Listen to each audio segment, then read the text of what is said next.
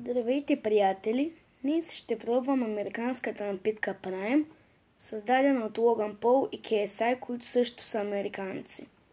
Така, днес имаме вкус на синя малина. Малко е странно, понеже до сега не съм чувал за такова нещо. И ще й дам оценка от 0 до 10. Нека да пробваме.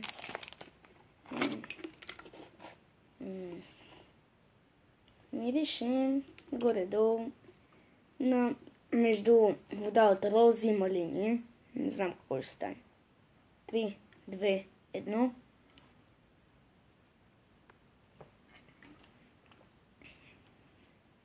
Пет от 10. Не ми харесва много.